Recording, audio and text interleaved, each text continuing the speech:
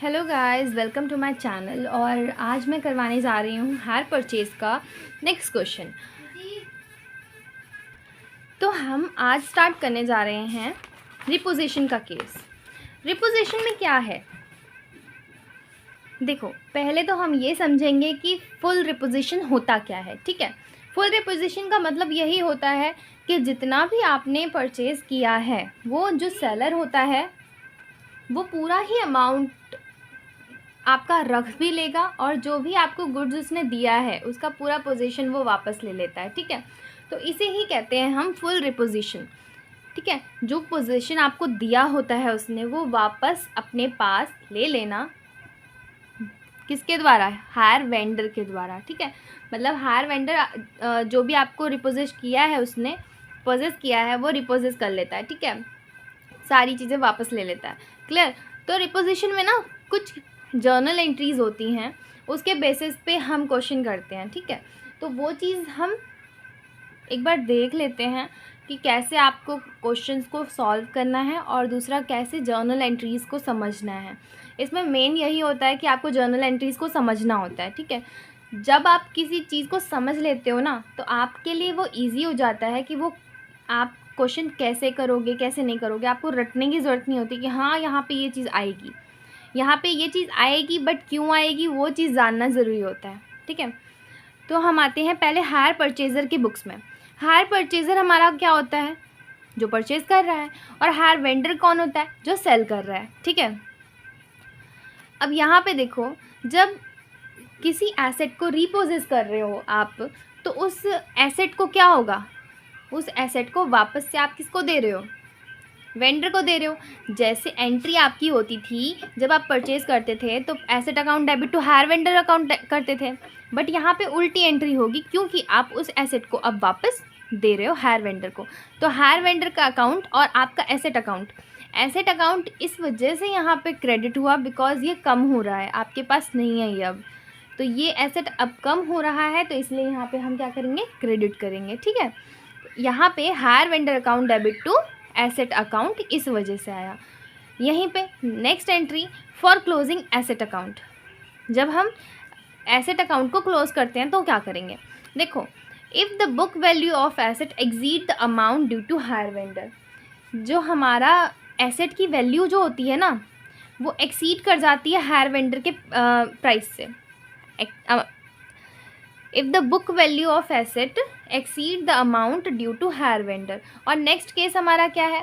If the amount due to hire vendor exceed the book value of asset.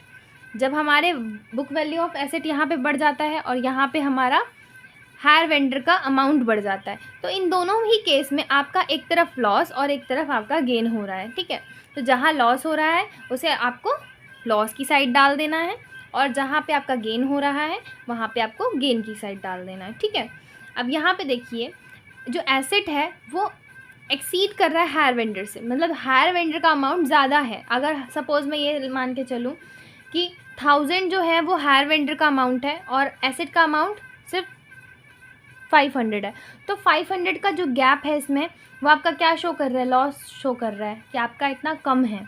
तो इसी वजह से यहाँ पे प्रॉफिट एंड लॉस के अकाउंट में आप डेबिट साइड में ही एसेट के नाम से उस लॉस को शो करोगे। ठीक है, तो इसी वजह से profit and loss account debit किया गया है। क्यों? क्योंकि एसेट हमारा कम हो रहा है, एसेट की वैल्यू हमें लॉस बियर करवा रही है इस वजह से।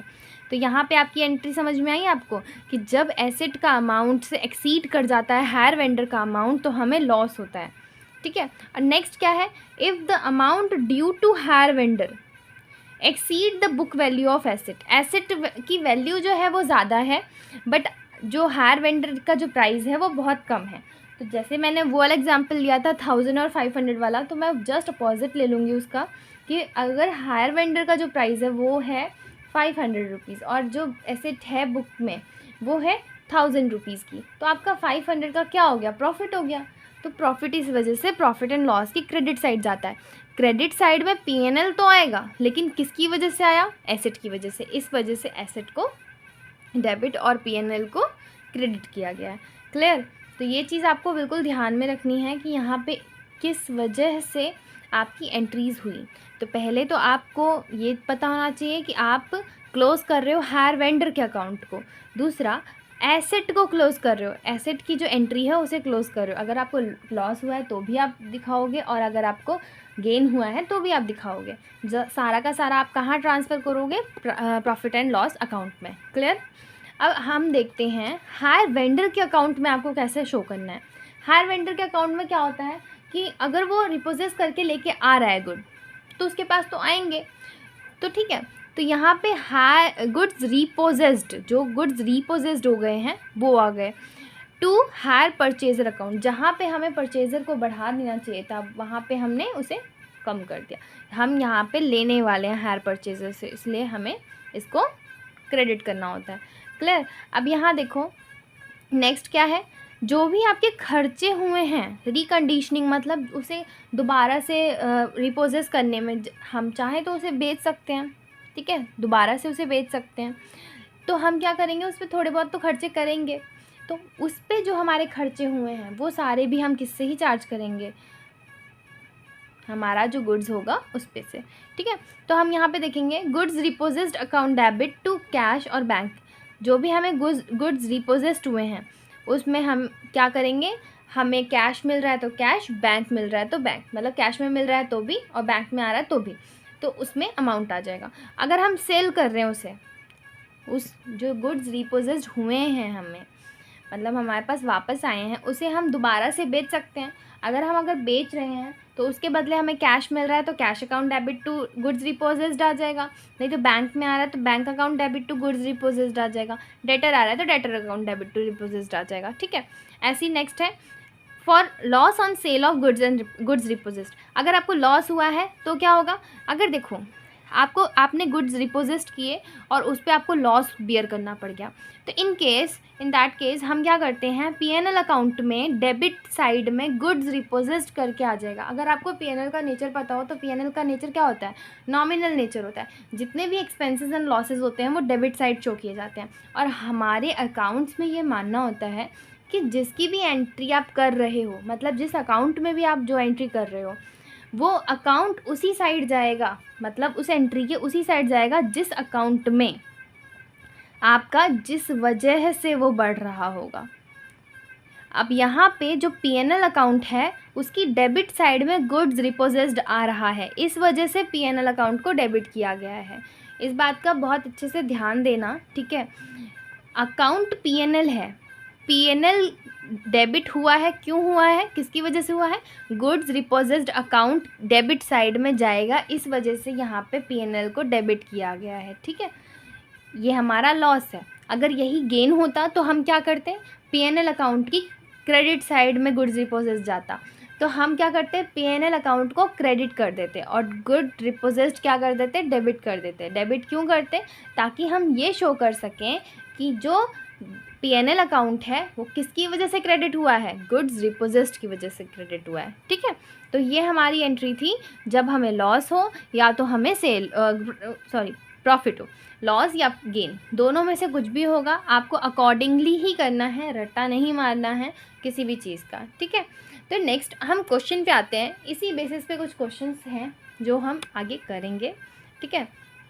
अच्छे से ट्राई करना कि आप उस चीज़ को समझो और ख़ुद भी करने की कोशिश करो। इलस्ट्रेशन नंबर 7 करते हैं। On 1 January 2011 A purchased 5 machines from B.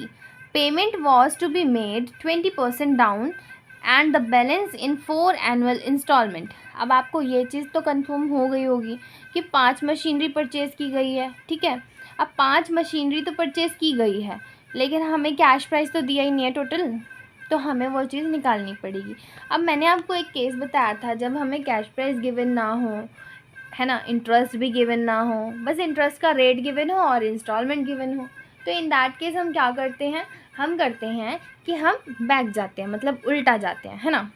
उस चीज़ को मतलब कैश प्राइस को निकालने के लिए हमें बैक जाना पड़ेगा, उसके लिए हमें एक उल्टी एंट्रीज़ करनी पड़ेंगी, मतलब जो भी हमें बनाना है अकाउंट उसको उल्टा बनाना पड़ेगा, ठीक है। पहले क्वेश्चन ही पढ़ लेते हैं फुल, देन बनाएंगे, आगे तो पढ़ा ही नहीं, ठीक है। तो यहाँ पे आगे बोला गया है B payment was to be made 20% down. अब यहाँ पे आपको डाउन पेमेंट कितनी दी है, 20% दी है। And the balance in 4 annual instalment, और जितना भी बैलेंस है वो 4 एनुअल इंस्टॉलमेंट में दे रखा है, पहला, दूसरा, तीसरा and fourth.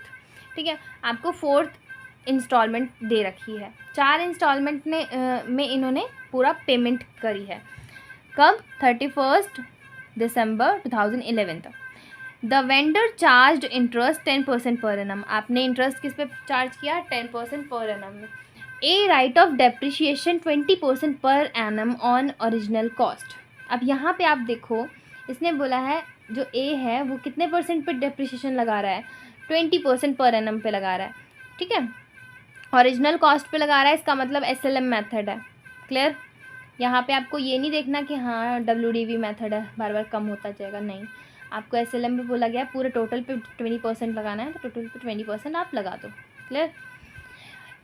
On as failure to pay the instalment due 31 December 2012।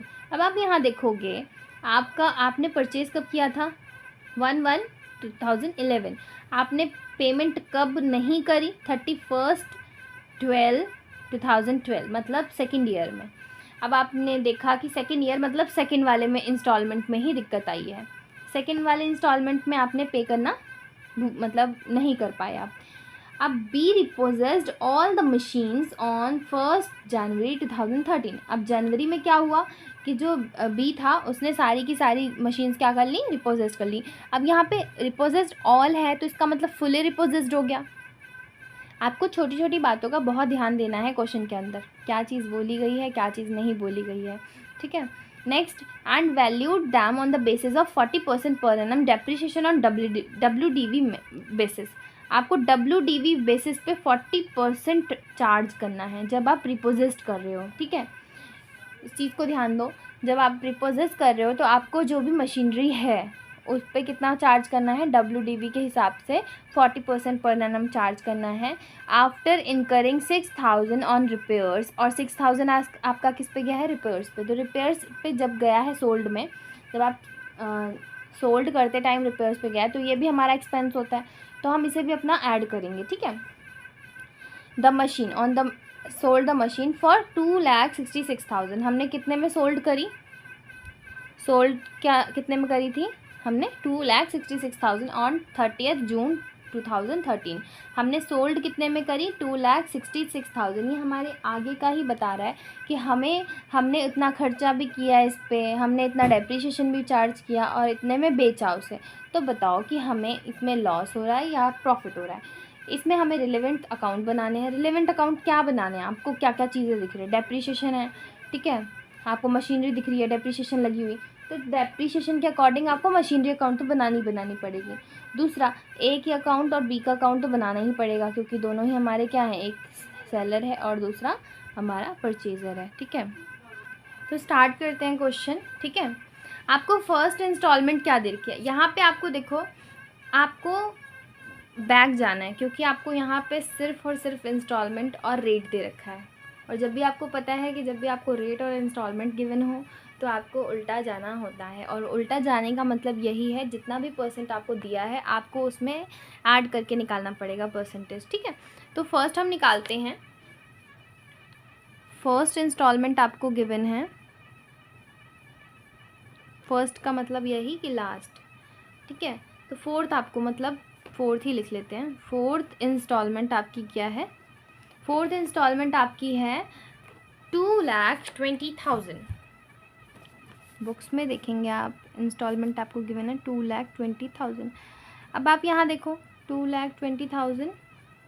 अब 2,20,000 में से कितना इंटरेस्ट है, कितना कैश प्राइस है, हमें कुछ नहीं पता। ठीक है, तो हम क्या करेंगे, हम इस पूरे को क्या मानेंगे, ये कितने का अमाउंट होगा, ये हमारा होगा 10%। हमें 10% पर एनम बोला है, तो 10% ऊपर, और नीचे आ जाता है ऐड वाला, मतलब हम ऐड करके ही इसमें डालेंगे कि ये 10% नहीं, ये हमारा आफ्टर वाला केस है। तो हम जब निकालेंगे 2,20,000 का 10%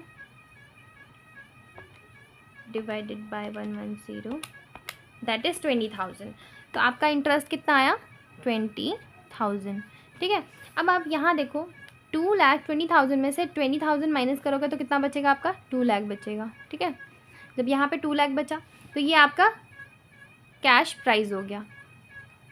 अब यहाँ क्लोजिंग भी यही होगा 2 लाख।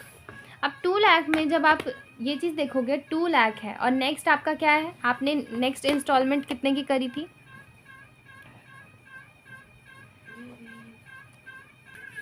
तो यहाँ हमने माइनस किया तो 2 लाख आ गया, ठीक है। जब 2 लाख आ गया अब आप देखोगे आपने थर्ड इंस्टॉलमेंट कितने की करी थी, थर्ड इंस्टॉलमेंट हमारी है 2,40,000, 2,40,000, 2,40,000। अब आप देखो जब आपका 2,40,000 है तो आपको उसमें बैक वाला जो कैश प्राइस है उसे ऐड तो करना पड़ेगा। तो आपने क्या किया, इसमें 2,40,000 ऐड किया, यहाँ पे लेस था हमारा, और ये बन गया हमारा 4,40,000, ठीक है। 4,40,000 हो गया। 4,40,000 में अब आपको क्या करना है, अब थर्ड इंस्टॉलमेंट पे 4,40,000 पे ही आपको क्या निकालना है, इंटरेस्ट निकालना है। तो इंटरेस्ट निकालोगे जब आप, तो ये आएगा हमारा 40,000 का। जब 40,000 का इंटरेस्ट हो गया, इंटरेस्ट को लेस करो,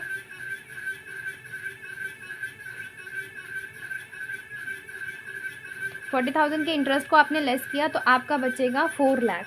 तो आपका कैश प्राइस क्या बन गया, 4 लाख, ठीक है। 4 लाख आपका कैश प्राइस बन गया। अब आपकी सेकेंड इंस्टॉलमेंट क्या थी, सेकेंड इंस्टॉलमेंट आपकी थी 2,60,000, 2,60,000, 2,60,000 पे भी आपने 10% ऐड मतलब निकाला तो ये आता है हमारा 60,000।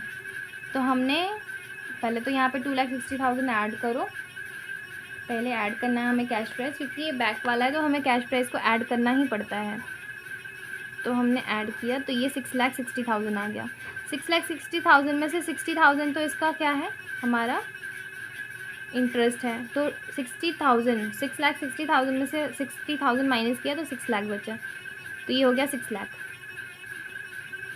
अब हमारा फर्स्ट इंस्टॉलमेंट क्या है, फर्स्ट इंस्टॉलमेंट हमारी है 2,80,000, 2,80,000 का भी 10% निकालोगे आप तो 80 बचेगा।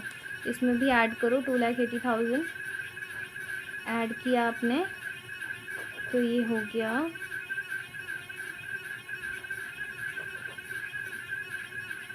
8,80,000, 8,80,000 में 10% आपने लेस किया तो ये बचा 8 लाख।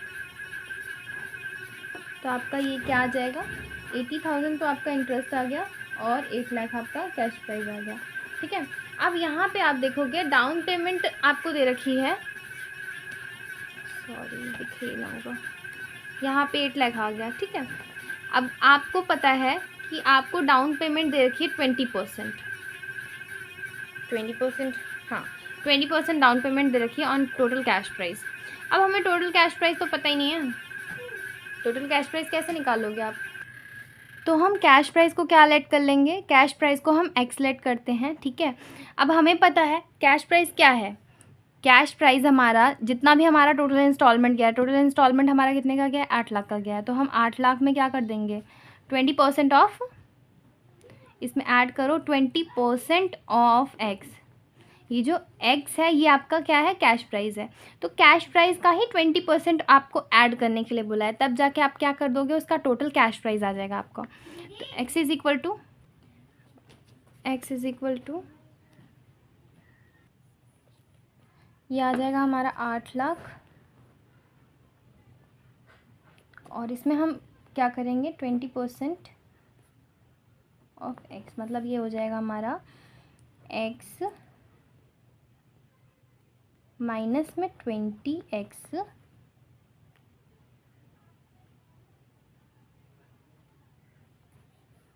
अपॉन में 100 इज इक्वल टू 8 लाख।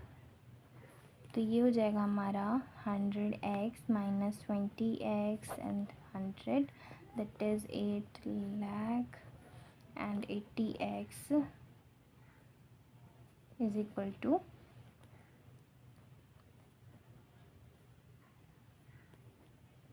ये 100 वहाँ पे मल्टीप्लाई हुआ, then x is equal to 880।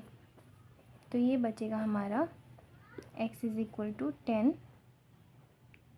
Lakh. ठीक है, तो हमारा कैश प्राइस क्या निकल गया? कैश प्राइस हमारा 10 लाख